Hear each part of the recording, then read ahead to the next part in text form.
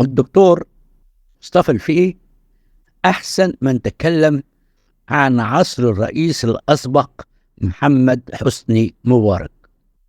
حقيقة هو حكاه بصورة فيها تميز شديد جدا، وهو شغل منصب سكرتير رئيس الجمهورية للمعلومات ومدير مكتب الإعلام والمتابعة لرئاسة الجمهورية في الفترة من 1985 حتى 1992. الكلام ده قاله في كتاب صدر من أعوام اسمه مذكرات مصطفى الفقي، الرواية رحلة الزمان والمكان. إن لم تكن قد قرأت هذا الكتاب من فضلك أرجوك ابحث عنه، موجود في النت واقرأه.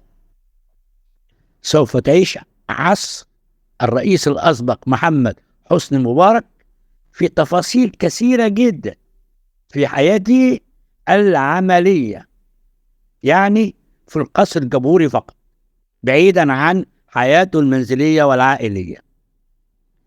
هو بيقول إنه شاهد المسرح السياسي بالكواليس ودهاليزه، وعرف من أمره ما لا يخطر على بال.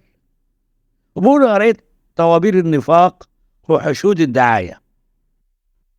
هو الحقيقة كمان بيقول بصراحة أنه كان يرى في الرئيس حسني مبارك الإنسان، يحبه كشخص، لكن لم يقتنع به كرئيس دولة. خد بالك، ودي كانت من أخطر العبارات اللي قالها الدكتور مصطفى الفقي في كتابه. عايز أقول لك بس إن الكتاب ده جميل جدا، وبعدين مكتوب بحس حقيقي، أدبي روائي متميز، وبعدين في يعني عنده كده أسلوب جميل. حقيقة هو مثل محمود السعداني والأستاذ هيكل كحكاء، لكنه حقيقة بقى أذكى في أشياء كثيرة جدا منهما.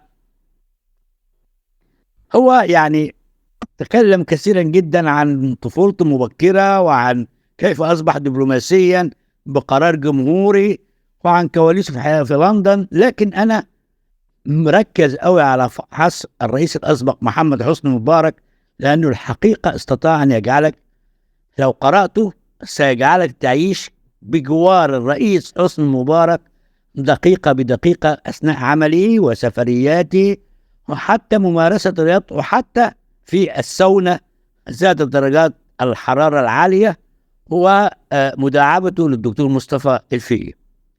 كل قصص حكايات كتيرة جدا، والكتاب شيق وممتع،